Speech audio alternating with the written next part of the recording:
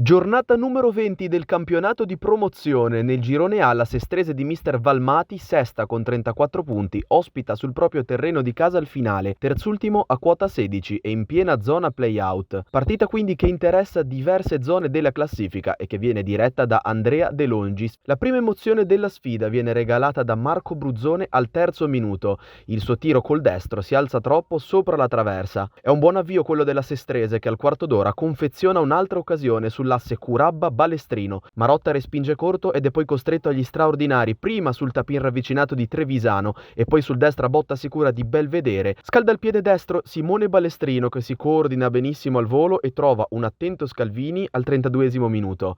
Il secondo tentativo 7 minuti più tardi è quello buono per fare 1-0 dopo una prima respinta provvisoria di Caligaris. Incertezza per Scalvini, beffato dal rimbalzo sull'erba bagnata proprio a pochi centimetri di distanza. Il finale si scuote negli ultimi minuti. La squadra ponentina colpisce prima una traversa con il piazzato di Dagnino al 41esimo e poi si fa vedere nel recupero con il tocco alto di Giguè sul secondo palo. Nel secondo tempo il conto delle occasioni da gol si apre con il sinistro a giro di Gabriele Brollo per il finale. Marotta para bene in calcio d'angolo. Gol ingiustamente annullato alla Sestrese al 50esimo con Balestrino che parte nettamente dietro la difesa giallorossa ma si vede fischiare fuori gioco. Curabba, che invece probabilmente era in offside, sembra chiaramente non prendere parte in alcun modo all'azione. Il 2-0 degli uomini di Valmati arriva comunque 4 minuti più tardi. Bruzzone porta avanti un'azione insistita e a tu per tu con Scalvini arriva Curabba che piazza la zampata decisiva per andare sul +2. Non si fermano i verdestellati con Balestrino che calcia ma apre troppo il piattone.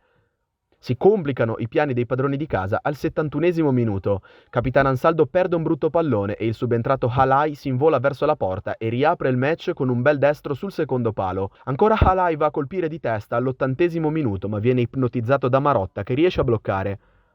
Al minuto 84 gol annullato anche al finale per ravvisata posizione di fuorigioco ancora del numero 20. Rimangono molti dubbi ma dalla nostra postazione si può solamente capire che si tratta di una questione davvero di centimetri.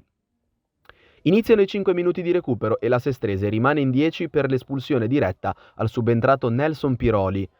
Uno dei mantra calcistici più famosi, gol sbagliato, gol subito, detta la sua legge al 95esimo.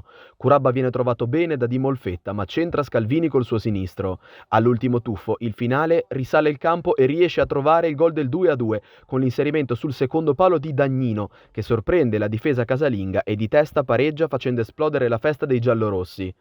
Si tratta dell'ultima azione dell'incontro. De Longis fischia la fine della partita. Finisce 2-2 fra Sestrese e finale con un secondo tempo a dir poco rocambolesco.